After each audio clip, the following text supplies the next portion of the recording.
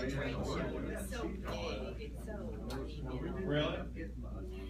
All right, guys and ladies, I'm gonna get started here promptly. And welcome to the first weather market in a little while. Yay. I think some people forgot how to play them or something because, stagnant. well, I mean, you know, last year you put the high in the grain markets in April 9th, and there wasn't anything going on all summer. We had to knock the cobwebs off the phones every other day, just because there just wasn't much to talk about. And like always, if you get complacent, that's when the market usually come and surprise you. And we've got a little bit of that going on. And the real question is, where do we go from here? And we're going to spend a pretty good amount of our time here today talking about that.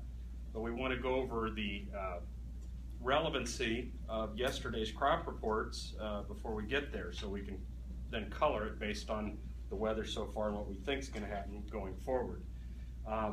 In terms of changes since our last meeting, which was on April Fool's Day, if I recall, we did, for grain hedgers, the only thing that's changed, we were already out of the new crop, so the only thing we had is we had some short-dated puts on for both corn and beans, 80% on bean puts, 40% on corn puts. We bought those back in and replaced them with a futures hedge at half those levels. So we have 20% of these 15 corn sold at $3.93, and we sold 40% of our November bean futures at $9.59. For the hog guys, what has happened since the last time we met is we ended up selling half of our hog production all the way out till mid-April of 2016 at some levels that are in pretty good shape right now versus where the market's at. So other than that, we haven't made any big changes with regard to the crop, what we put out for recommendations. Are there enough of those, guys? A couple more of those? Any extras? Because I've got some more. No, I've got some more if you need them. Need another one, Phil? Get it out of here.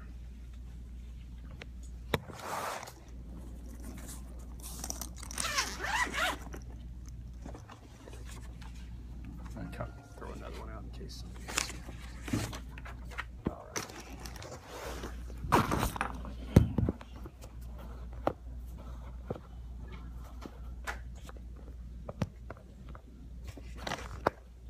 All right, if you go on to see the video, anybody who's missed the video, you can blame Rob and Phil for the little technical difficulty there, but they don't seem to mind, so I don't either. Anyway, looking at yesterday's crop reports, we had a quarterly stocks report, and we had a update on the intended planted acres. Looking at corn first, I wouldn't call it completely shocking. We came in about 90 million under the average trade guess. Is 90 million bushels worth a limit up move in corn? Probably not. In the context of end of month, end of quarter funds being short and weather, is it worth something? It doesn't take a whole lot with all that happening on the same day. But when you take and you cut a little bit and you start cutting on the production side as well, all of a sudden you're looking at a potential, and I want to use the word potential, but you're looking at potential based on where we finish with acres of a market that could support prices up in the $4.50–5 area potentially. I'm not saying they're going there. I'm just saying potentially it could support prices there.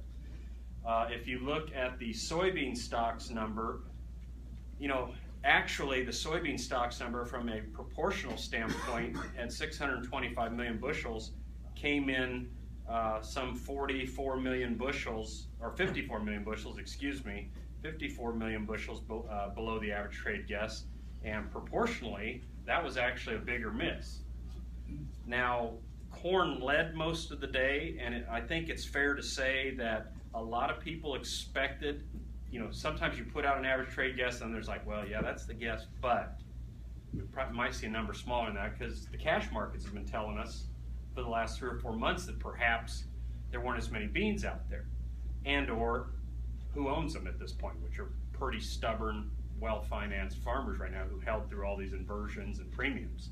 So, beans late in the day kind of went to the whip a little bit. The other thing is the bean market has already seen, basis the last CFTC report, which is through last Tuesday, the managed money had already liquidated their short position. They were close to even, just a little long, whereas there were more shorts in the corn and wheat market still as compared to soybeans. So you always got to look and say, how much of this is the data, how much of it is just external factors outside the data, and how did it inflame what we saw yesterday.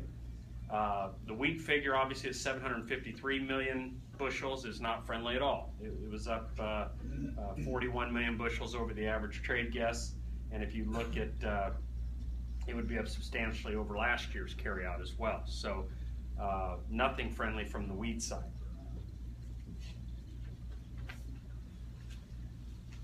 As always, when we talk about quarterly stocks reports, anymore, when you're talking about corn quarterly stocks reports, you might as well flip a coin. Because if you try to rationalize it in terms of, well, you got this many animals, and you've exported this much, and you've done this much on the ethanol side, you look like a fool.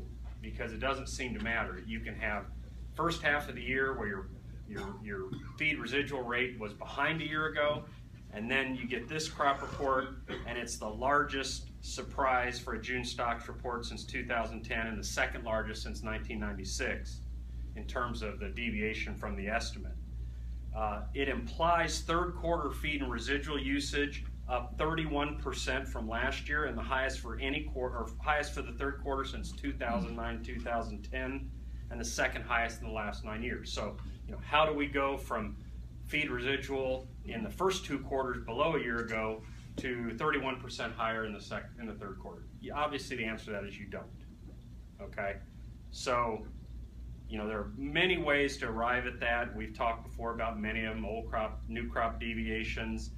Probably, when you look at the fact that it was both corn and beans, my best guess is they probably overstated last year's crops a little bit.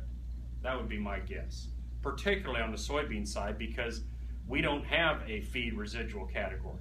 We have, well, I take that back. There's a residual category that is just basically whatever isn't crushed, whatever isn't exported, whatever we're missing, they throw in a residual category, and then at some point late in the marketing year, they'll come back and adjust crop size. Sometimes they'll come back a year from now and adjust the previous year's crop. Okay, so when you look at them together, you're probably talking about an overstatement of last year's crops. And trying to dissect and talk about, it's this or the animal numbers, this and other, is probably not a real good idea. Okay? Now, you can try to do projections and say, okay, if this is the case, this is what they're telling us right now, what does that mean for, say, the fourth quarter of the year? What can we look forward to in the September stocks report? Are they going to raise it? Are we going to cut even more in terms of actual bushels, or is something else going to happen? If you look at the last 3 times, the third quarter feed and residual for corn was up from the previous year. The fourth quarter usage was lower than the preceding year. So again, does that mean they all quit eating in the last quarter and after going on a binge? No, it doesn't mean that. It's just, these are accounting errors, and you got to be careful reading too much into it and saying, my goodness, if it's that good for the third quarter, then it's going to be even better for the fourth. It doesn't work that way. Okay, it doesn't work that way. These are snapshots in time. Do we have any choice but to believe them? No, we don't have any choice, so we do believe them. If the USDA, but where you get into problems is right now the USDA has a feed and residual number of 5.25 billion bushels. And by the way, I don't have supply and demand tables here because they don't update supply and demand tables in the stocks report. They will do that on the 12th, I think, of July in their normal supply and demand updates. So between now and then, people are going to be trying to shoehorn this data and say, how does that fit? What are we going to be looking at on July 12th in terms of supply and demand? In order to reach the 5.25 billion figure that we need right now, we would need the largest fourth quarter feed usage since 2009-2010 for that to happen. Okay, whether that happens or not, I don't know. As far as I'm concerned, with all the jockeying around, I think you're looking at ending stocks this year somewhere between 1.8, 1.25 billion. We were at 1.876 last time, so somewhere between 50, 75 million off the carryout is what I think you're going to see. Again, as I started talking about corn, is that worth 30 cents? No. You know, it's a decimal point somewhere. Okay, it's not a game changer in that regard. So, you know, if somebody tries to tell you, well, it's this, you know, the stocks report really caused havoc yesterday, it's an excuse. Okay, it really is an excuse. You can't call 75 million bushels, 80 million bushels a game changer, because it isn't. Okay, so see it for what it is and what it isn't. Looking at the corn acreage side, we were down about 302,000 acres. And before I say any more about acres, yesterday's report is intended acres as of June 1st. Okay? It doesn't mean planted. It does not account for drown out, anything like that. It's just intended acres. Okay, so that's what that is. But they were looking for about 302,000 less. Now, is that supportive? Well, we were short about 3 million acres of the 8 major crops. We were short about 3 million acres in March versus where we were a year ago. And a lot of people reasoned, and I think rightly so, you know, in this day and age with expenses where they are, who doesn't plant something on their fields, you know? So the market kind of anticipated seeing some acres come back, and we did. We actually did see 1.5 million acres come back. They just weren't in corn, according to the USDA. So was that supported? A little bit, in terms of, you know, they could have came in, we've all heard it before, when we plant early, farmers like to plant corn. And a lot of times we end up with more acres in the June report. Now also, to be fair, 6 out of the last 9 years, final acres has been below the June report. So we bump it up for June and then we kind of whittle away at it later on. A lot of times if you compare the March intentions to the final acres, they're pretty close. When we start messing with them later throughout the year, that's when we seem to get off. So 300,000 acres, not a big deal, just slightly below, you know, like I said, 300,000 below the, or through the average trade guess, so 300,000 or 400,000 below the average trade guess. They did change their harvested acres a little bit, or put out their first official estimate of harvested acres, and that was 600,000 below what they've been using on their balance sheet so far. So really, in terms of planted, we all know it doesn't matter what you plant, it's what you harvest. So in terms of that, yeah, we lost 600,000 acres instead of 300,000. So it looks like they're already starting to try to filter in a little bit for lost acres, even though they haven't surveyed, or they've surveyed, but they haven't certified any of those acres yet. And I did say, okay, 5 out of the last 7, I think I had 6 out of a 9 somewhere else, so it depends on how you want to do it. 5 out of the last 7 years, final corn acres below the June acreage estimate as well. So people are saying, okay, well, if you're here, then you might be even lower by the time we get to the final. So all of these things mean a lot when you're trying to hit a moving target, and that is yield. You know, it's not the corn acres that are of concern. If you talk to most people in the industry, what we're trying to figure out right now is the soybean acre situation. The corn acres basically got planted, with very few exceptions. So when you have a moving target with yield, though, that's when you start changing the yield around, which is very typical for a weather market. When you start changing yield around, you can come up with about anything you want and find somebody to believe you. And I would note, you know, we've talked about this many times in the past. You have supply scares, and you have supply-led scare markets, and you have demand-led markets, and they're completely different. Supply markets get you on the front end by trying to spook people out, raise prices. Demand grinds higher and has a tendency to grind the market higher over time. Supply scares are the old short crop, long tail theory. Even if it doesn't turn out to be a short crop, you see a spike, and then that's it. People are already starting to use yield, change yield. USDA was at 166.8. If you start using, and I think it's fair given what we know today, if you want to use a yield of 165, all of a sudden you're looking at a corn crop of 13.382 versus the USDA's 13.630. So 250 million bushels below what the current USDA estimate is. When you throw that on with what I think is going to be stocked somewhere just over 1.8 billion, that puts you at supplies of 15.2 billion versus last year's 15.4, 15.5 billion. USDA is currently at 15.5. So, if you look at it in a total supply standpoint, 200 to 300 million bushels.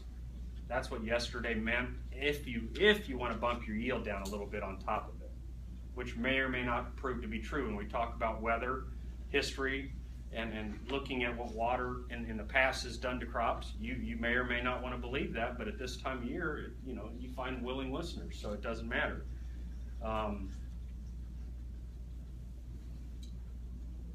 If you assume what I just told you, and again, I hate to use it, but if you take yesterday's feed implications, which again, I would put more on overstating crop, and this is how your errors get compounded. You sit here and say, well, we must be feeding a lot. Not necessarily, okay? But then they're going to compound that and say, well, if this is last year's feed, then next year with a few more animals, we ought to feed some more, okay? So if you do that and you bump your feed usage up to 5.375, which is up about 100 million bushels, 125 from the current one, and you bump ethanol up a little bit, exports up a little bit, 25 million, which is what analysts will do this summer. All of a sudden, you can start penciling a 1.3, 1.4 carryout for next year. Okay, and that assumes more demand at what right now are higher prices. Now that doesn't always work either, but who pays attention to that in the middle of a weather market? Nobody. Okay, that's something later on that we talk about is the demand side. You've got a lot of people right now looking, and I've referenced this many times in the newsletter, the amazing similarities between what we saw in July 2010 corn and July 2015 corn. They followed each other almost perfect. And just recently I talked about how once the July no longer was the lead month in 2010, when December became the mark that everybody was watching, it actually went up in July, and now people are saying, see, now we're going to go just like we did in 2010 on the December. And we've started that. How long it continues, we don't know. But these are things at this time of year people are going to look at. So, for that to happen, though, you're going to need something to happen. You're going to need yields below trend for that to happen. And I don't know if they're going to be below trend. Nobody does. But you're going to need that to happen. We'll be following it. But people like to talk about those things when they have nothing else to talk about. Say, well, here's what we did in the past. And there's nothing wrong with that. I'm a strong believer in looking back at the past for guidance for the future. It doesn't mean it always repeats itself, but it's certainly a warning that we should pay attention to. So the takeaway, what I really want you to take from that whole gobbledygook stuff that I just said is you could be looking at potential carryouts in that 1.3, 1.4 area if you make those assumptions that I just made. I'm not ready to make any of those assumptions myself, but these are things you're going to hear talked about in the next week, 10 days, 2 weeks. Okay, and with that in the back of your mind, resistance, we have some pretty long-term resistance in the corn market in December contract around 440. I think it's a real valid target. We'll talk about what we need to do a little later. I don't want to get into that right in the marketing side. Stay on topic here as far as the report goes. So if you have questions about that, we'll cover that later on. But are there any questions just on yesterday's corn numbers, stocks or acres? If you think of one, we can always come back, so don't worry about it. Looking at beans, like I said, the stocks figure was at 625, was sharply below the average trade estimate. But again, beans really didn't get going till late in the session, in large part because A, the managed money's already caught up and they're no longer short, and B, this has been whispered at for quite a while because of the cash markets, that maybe there aren't as many beans out there. Now we'll talk. That doesn't mean we're short beans. Let me stop that line of thinking right there. It doesn't mean we're short beans. There's just not as many as there were. if you look at, in terms of misses, it was one of the largest misses on record for the June stocks report. And because we crush and export every bushel, virtually every bushel other than seed in this country, when you have a miss that large, it's almost certain you overstated last year's crop. Almost certain. Okay, so we can look to that in the future. We'll probably see that show up in time for the September 30th report. So interestingly enough, this is where it gets, you have to be careful. We've had this happen to us here in the last 2 or 3 years.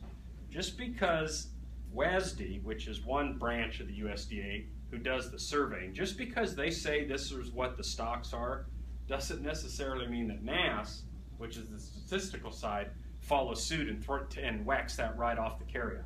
We've seen that happen many times. Just here recently, we've seen it happen in soybeans. In 2010, we were 21 million bushels below versus yesterday's 45 million, and they didn't make any change in the July S&D report. So we don't want to get too far ahead of ourselves. I think that July S&D report has a real high risk.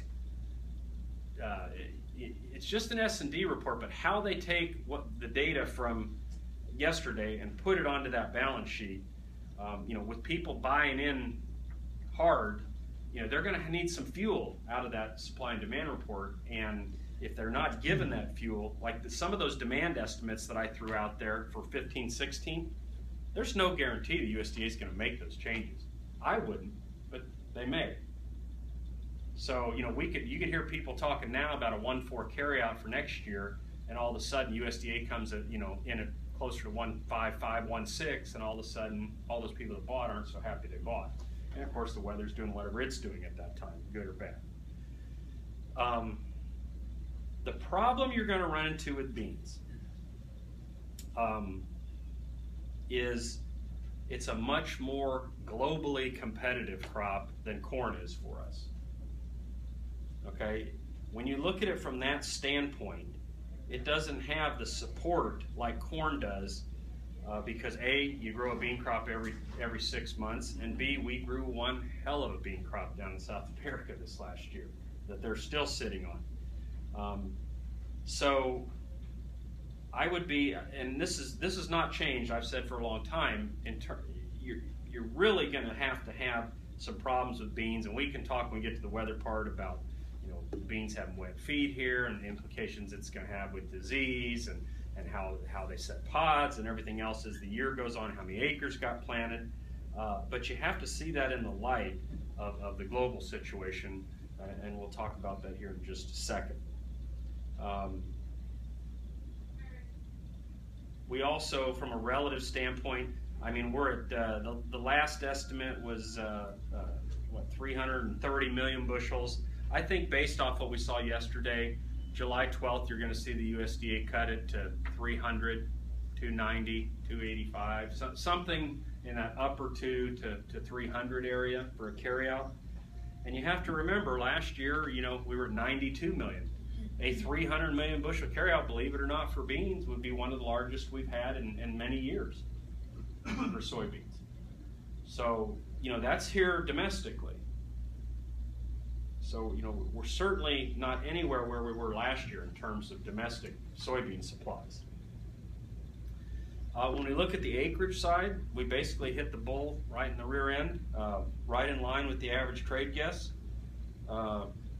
Harvested acres, 750,000 above the current estimate.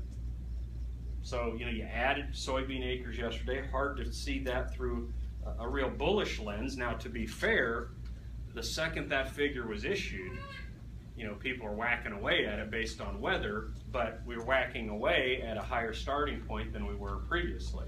So, see that for what it is. Again, if you want to use, even if we start knocking yield a little bit, if we were to use a 45.2 yield versus the USDA at 46 previously, and last year's 47.8, which is probably coming down at some point, you're still looking at total supplies somewhere in the 4.13 area versus the USDA's 4.21, so maybe 100 million, 80 million less than the last USDA figure, but still higher than last year's 4.09. So you're still looking at more beans domestically, even if you assume a lower yield than what the USDA is currently using. If you use new crop demand estimates that show minor increases, you could be looking at a stocks figure somewhere in the 410 million bushel area for new crop versus 475, which is where USDA's last estimate was. If they don't lower their yield, the USDA says, hey, it's too early to lower yield, you may be as high as 450. Again, one of the highest bean yields, not the highest bean yield we've ever had, estimated. Now, it's not as high as 500 or 520 or wherever they started back in May, but then again, when that May number came out, we never believed it'd be that high anyway, because they do a horrible job on the demand side. We always end up lower than where they start.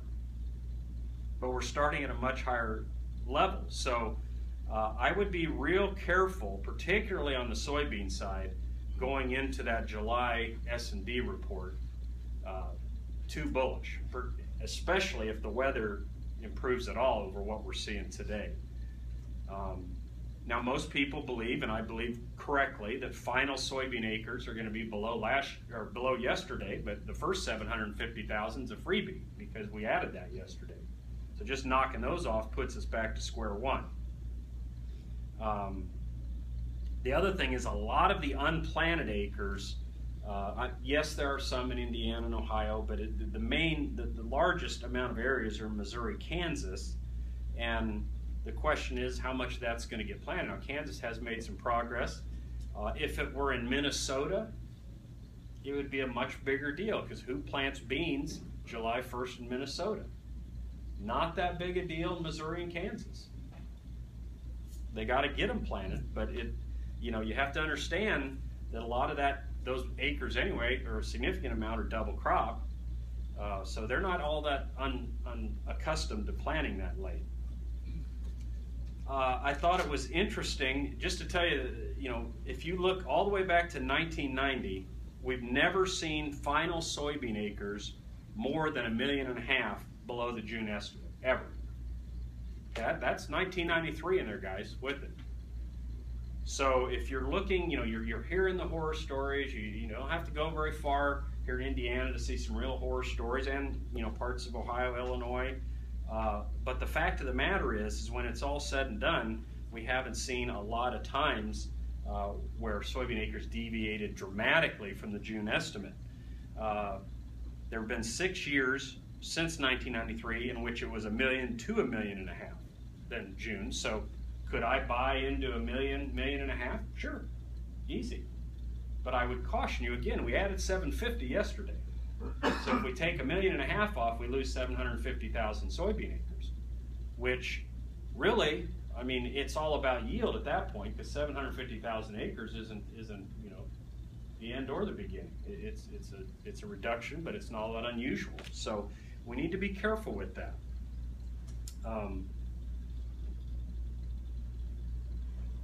If you take 1.5 million acres off and then you use a lower yield, now all of a sudden you could be looking at 2015-16 ending stocks closer to 350 versus the USDA's 475. They're not going to get there all at once, but is that bullish in and of itself? Does that suggest $11 beans? No, 350 doesn't. We just went through 9 months of 350 plus carryout, and it didn't get us $11 beans. Okay, and that has nothing. We're not even talking global. This is still domestically we're talking about. So, the point I'm making here, guys, is whichever angle you want to look at yesterday's report, you can't blame yesterday's crop or price action on the reports, because it's just not there. Is it supportive? Yes. Does it suggest you're going to see leaps and bounds type increases in prices? No, it doesn't.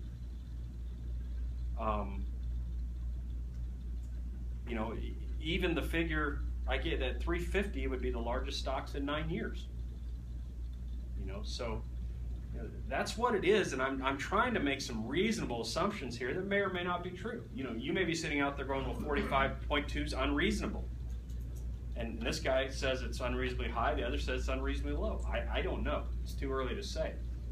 But it's fair, I think, to trend it down instead of up based off the start we've seen for the soybean market.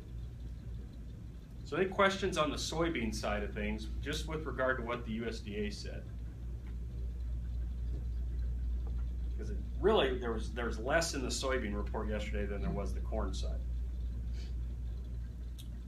Okay, I talked a little bit about, you know, there's if it wasn't that, then what was it? Well, again, you had end of month, end of quarter, and with the exception of the soybean market, you've had the funds pretty big short still in corn and wheat. So where did we see, who was the leader yesterday? Corn. Who got dragged kicking and screaming with it later in the day? You know, at one point corn was up 16, 17, and wheat was still up 2 or 3.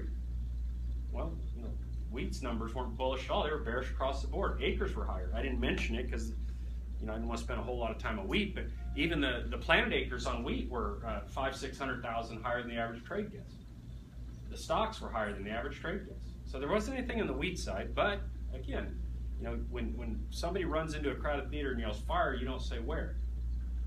You just kind of get out and then let cooler heads prevail. So we were certainly set up for the perfect storm, and they got it yesterday. Now, going forward, we're in a summer weather market, guys. It's July 1st. Shocked, right? Okay, nobody should be. It is July 1st. It's not something that maybe we saw coming 2 or 3 weeks ago. But again, if you use history as your friend, how many times have we said in here, you know, what's an average rally for December corn over the summer? 50, 75 cents just on anything. You know, what's an average rally last 6, 8, 10 years on soybeans? $1, $2? Just on anything you want to make up. We've grown some good crops in those years too, but we've seen those kind of rallies. And we're in the middle of one. What I haven't talked a whole lot about that I wanted to spend a little time here is the other side of the coin, which again, you don't describe the nature of a fire during a fire. You know, you wait till later. But we need to look at the demand side of things. And to be quite honest with you, the demand side of the market doesn't look very good right now. We've seen China right now, you know, lowest soybean meal prices since 2007. Their stock market just lost 22%, picked up 3, 4, 5% yesterday. Really volatile over there.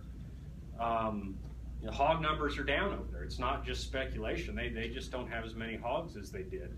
And that's in large part why they're seeing their feed demand fall.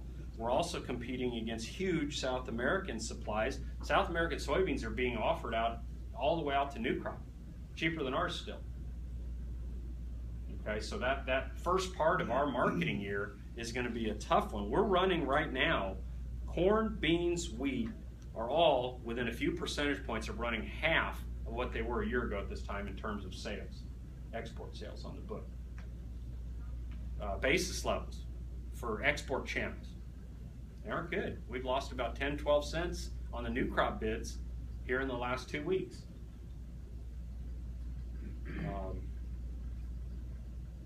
Most of the buying, and I suspect that changed a little bit yesterday, most of the buying we've seen has been coming from the short covering.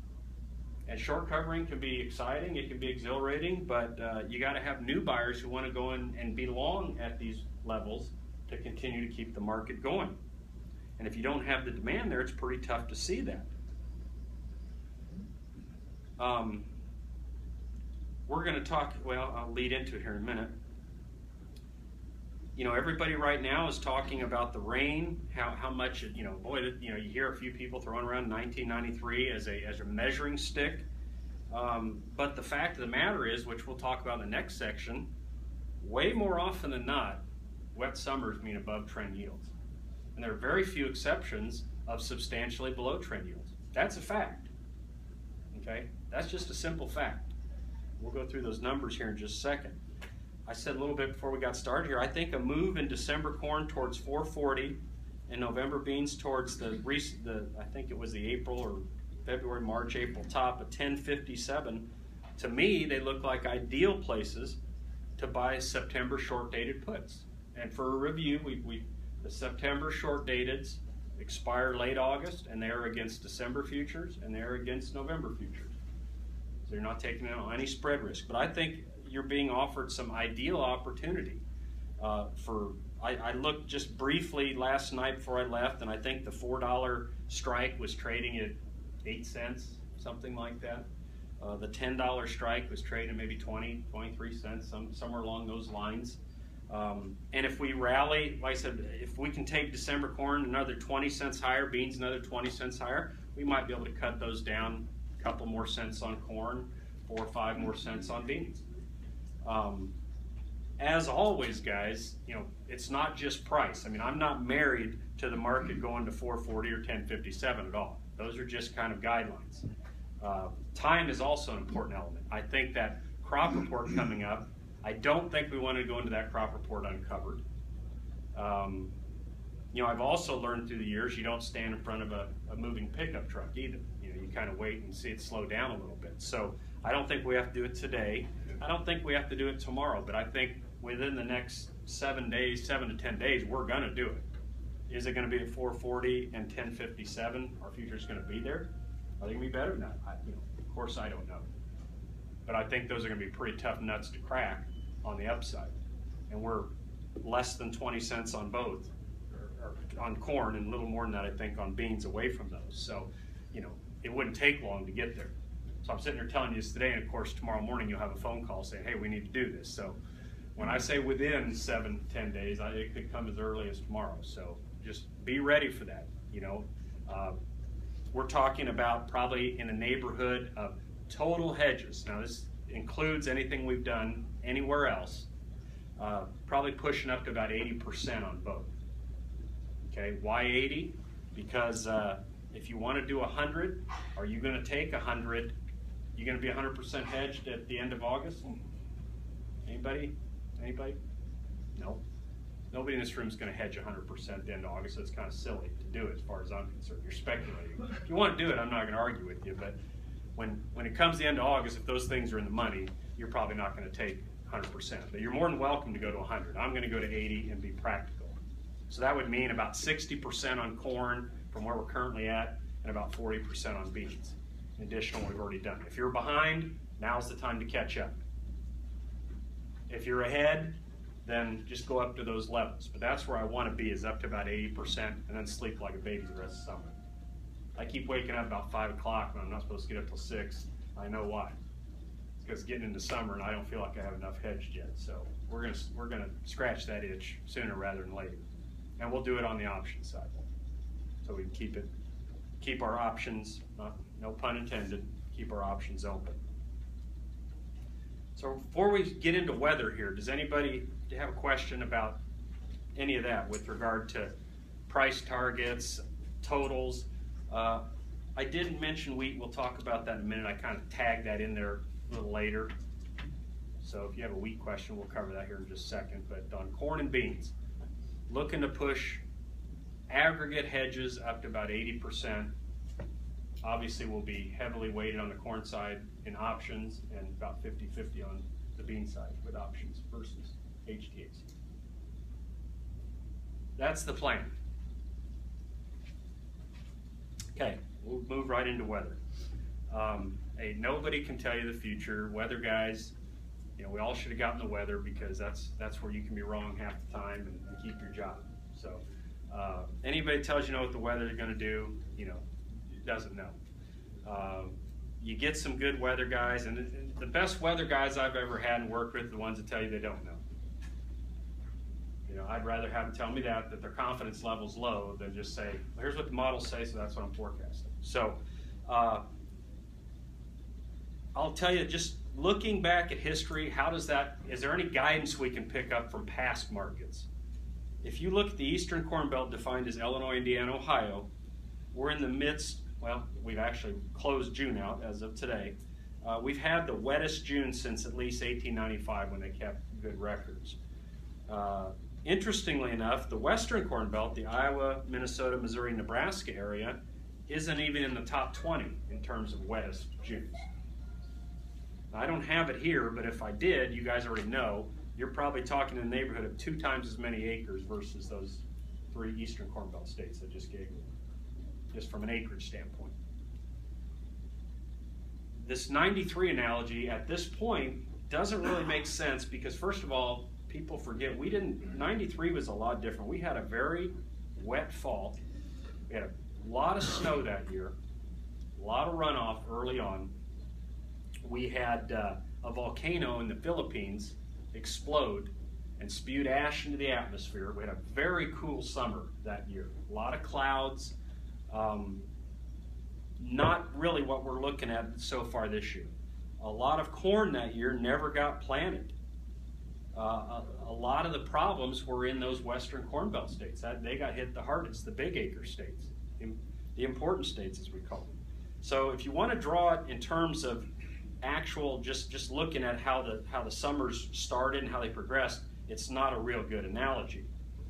If you want to make this year into 1993, you're going to have to do some catching up with July-August rainfall, okay? Because the summer that year was among the wettest in the whole modern agricultural era. And yet, if you look at the wettest years that we've ever had, 2/3 of the time, roughly 2/3 of the time, we've had above trendline corn and soybeans, surprisingly.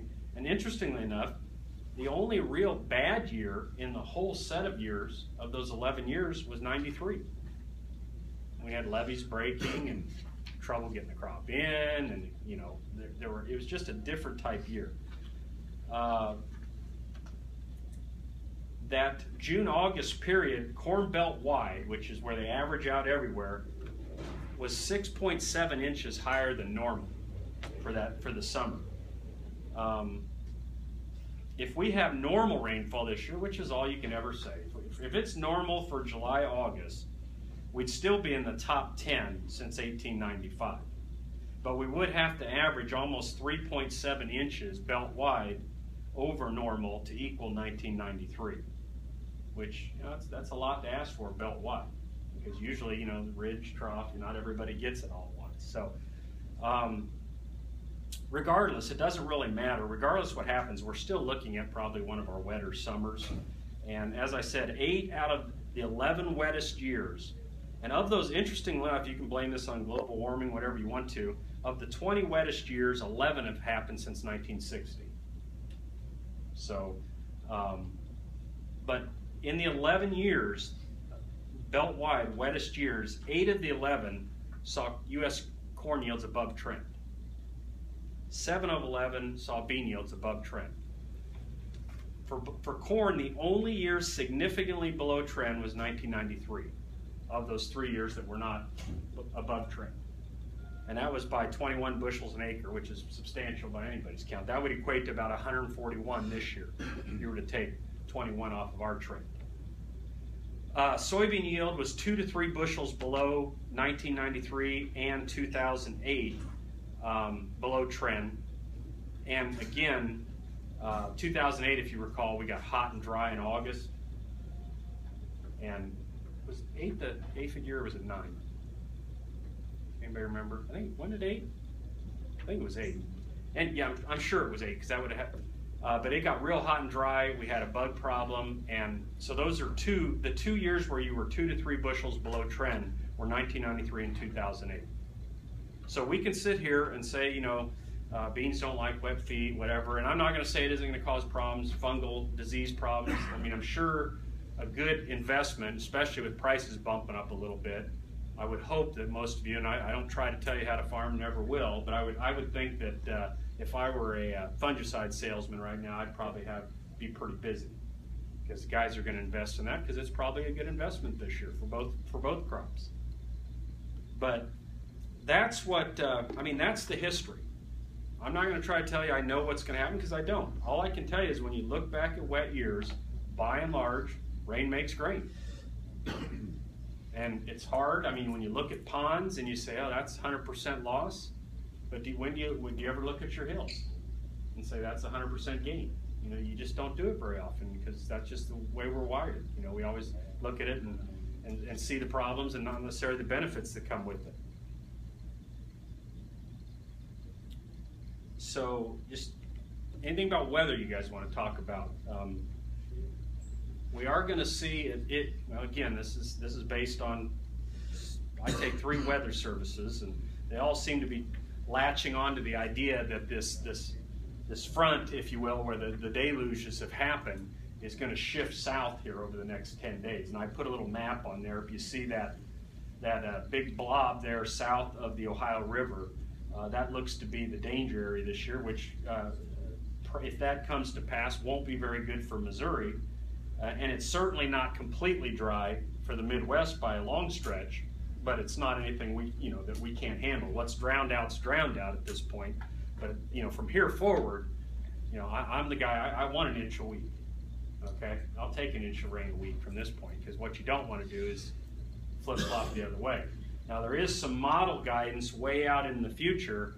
I know the American model is trying to creep some heat into the Western Corn Belt. The European model isn't. It's something to watch. It's nothing that I think you can forecast yet that far out. You could make a case that some heat initially is a good thing, but like all heat, you don't want it sticking around too long. So any questions on weather? Comments, concerns? Okay. I talked a little bit before about the export sales, so I'm not going to talk about that again on the demand side, but I want you to look at the global corn, soybean, and wheat stocks projections, which are almost certain to come down. But I want you to look at them currently. We've got corn projected at 195.2 million metric tons of corn. Interestingly though, about, depending on who you want to talk to, maybe 80 to as much as 100 million metric tons of that is going to be in China, that's sitting in their reserves. Now that China did announce this week, the agriculture minister did, that they're looking to dissuade corn acres and looking to plant soybeans and pasture and anything but corn, because they got too gosh darn much of it. And they've been trying to auction off state reserves, and they can't hardly give it away at market prices because it's too high priced. Their auctions have went very, very poorly. They're talking about subsidizing freight, which is kind of a left-handed way to get around some of the WTO restrictions on subsidies, but they're talking about subsidizing freight so they can take corn in the north where it's grown and stored down to the south where a lot of it's fed and where it comes into the country from on the import side. And China's going to do what China has to do to make things right. So at some point, those big stocks in China are going to do something. They're either China's not going to plant as much, or they're going to figure out a way to use it and shut off all the sorghum, barley, DDGs, stuff they've been importing because it's cheaper. Beans at 93.2 million metric tons, wheat at 202 million metric tons. I would add, a few years back, height of our bull markets, you were looking at corn and wheat stocks near or below 120 million metric tons. You were looking at soybean stocks below 50 or 60 million metric tons. So that's what I mean when I say you really need to look at this thing. Not only, we always talk about don't look out your own backyard, meaning back, here in the Midwest, but you really got to have that one eye at all times on the global side of things, because we're becoming, every year we're becoming less important in terms of our exports versus where we were 20, 30, 40 years ago. So, you need to think globally, not regionally, not just here in the United States, but outside the United States, because there is a lot. I mean, you take the corn and the wheat number at, just bad math, 400 million metric tons versus 240 million metric tons 5 years ago. That's a world of difference. That doesn't say $5, $6 corn to me, or $7 wheat to me. Now, in the height of a scare, with the markets caught the hot money caught on the wrong side of things, I think it's a great opportunity. And ultimately, and this is probably as important as anything I'll say today, ultimately you have to market your own crop. Just because you're hearing a horror story about some guy up in Muncie, or Fort Wayne, if you look out and you like your crops, there's no reason for you not to use solid risk management practices. Okay, if it stays higher and the horror stories are true and widespread, great. You're not committed anyway. You're not committed to those prices anyway. They're just there to protect you. And it's one of those things we never talk about it this time of year, but we always should. You know, we got what, $4.15 is the insurance price for corn, and I think $9.73 somewhere in there for beans.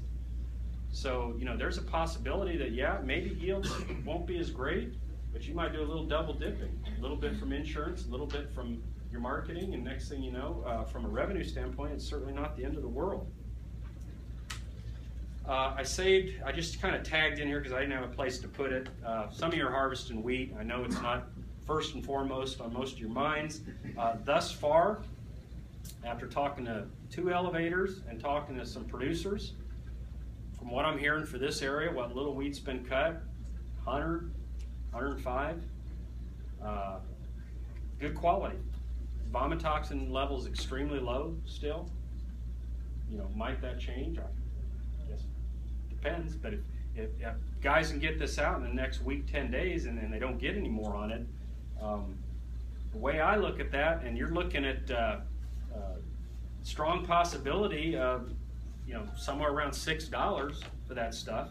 I know there's places paying out of the field 10 over right now, nearby futures.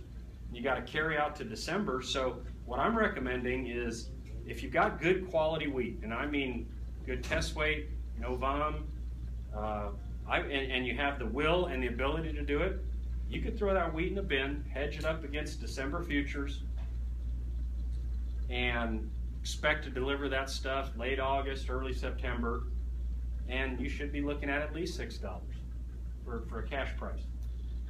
And 100 bushel wheat at $6, I mean, even if you get your beans on late and they make 30 at $10, that's $900 an acre for 2 crops that don't cost a whole lot of money to put out. That can't be bad from a revenue standpoint. So I'm recommending that you go ahead and hedge it up.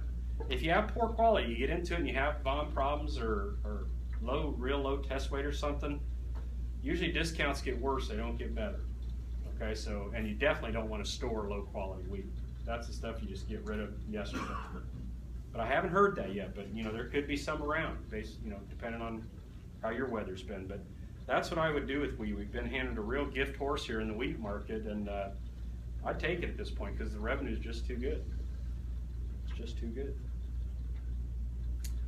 With that, that's what I wanted to present on the grain side. Do you guys have any questions or comments? Please. Come on, Dave.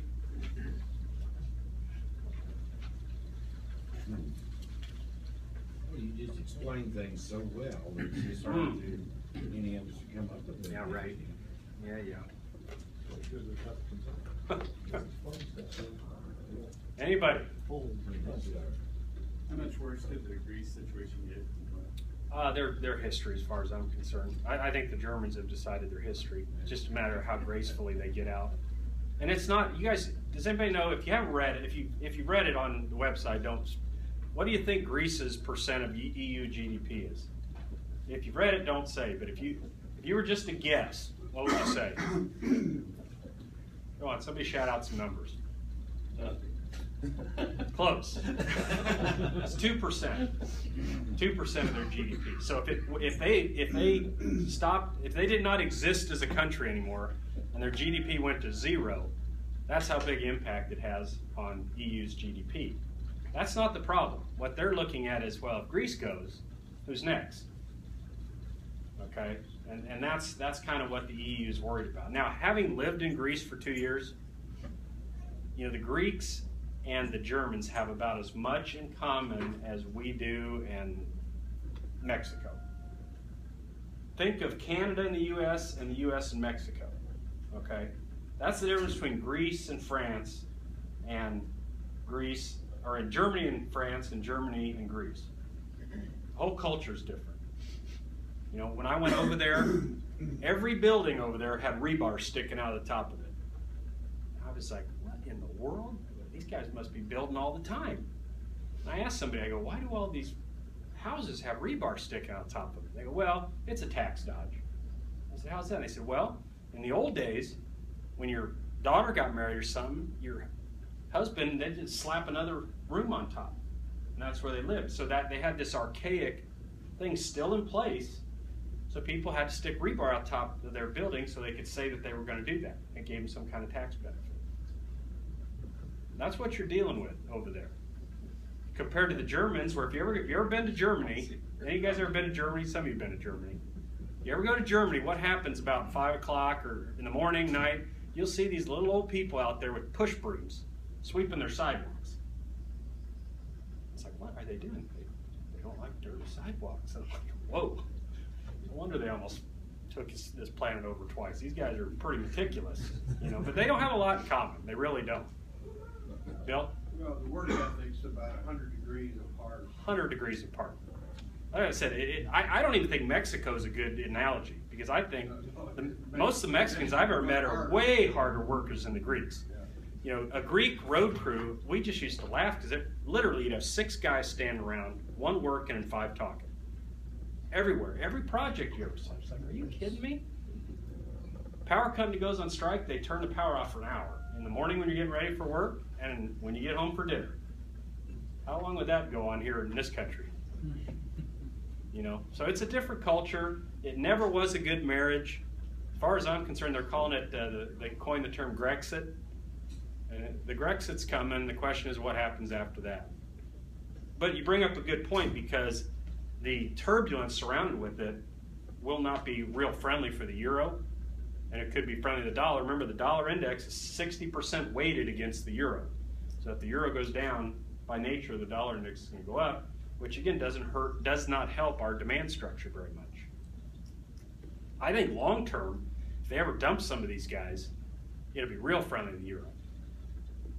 I'm just surprised the Germans ever let themselves get talked into the whole thing. So, any other questions? Yeah. Yes? One thing on soybeans, I'm sure most of you are aware, as I've talked to Bunge and I've talked to CBG, they're asking me who's got early soybeans. Okay. I think we may have the soybeans in the country, but, it's the distribution. If they're all in South Dakota, but I think that's something we get closer to fall, we really need to start watching. Oh, yeah. We always have basis premiums. I know we do, but always. Working for that this year. It really looks like to be really A little better than normal. Yeah, real extreme this year. We have to talk to them. Because, what was it, Rick? 2-3 weeks ago, she asked me, do anybody have any short season beans? Please put them in contact with us. Well, it's definitely. They have commitments for delivery, and, the river, and not certainly going to be able to source beans or whatever. Yeah. So, just a thought. Well, remember last year, I don't know if you guys recall, we talked about it, how in late summer, early fall, the commercials were record short soybeans. And it was like, what's going on here? Why these guys should not be short this time of year? They should have beans on the books, because when they buy beans, they were record long, not short. They were record long. And normally they're short because they have a book on, and then they sell a portion of those. Well, what it indicated is they had more book on than they had soybeans bought last year. And for good reason. I mean, there weren't very many left. Now, we can't really make the same case this year in terms of the amount available. Plus, the other problem is South America is competitive in that time frame too. So from a domestic standpoint, I think, Dave, and this is something that's important to you guys. If you're one of those guys say, I'm just going to put my hedges at CGB, because that's what I like doing. You may see a demand structure where Bunge is really aggressive versus CGB, because if you want beans on a boat, you get them from South America. If you want them here in the United States, you got to get them here in the United States. So their bid may not marry up very well with the river if you're looking for early basis premiums. So when you start looking at your total marketing plan, if you're sitting there going, hey, I've got X number of acres of Myco early, you probably don't want an HTA at CGB covering those beans. You're probably better off leaving them on the board or if you want to gamble and go straight to Bungie, that's fine too. But if you've got some early beans, I probably wouldn't do HTAs to the river, because they're just too competitive in that time frame. The South Americans are. Other questions? Okay. Well, enjoy your holiday week, and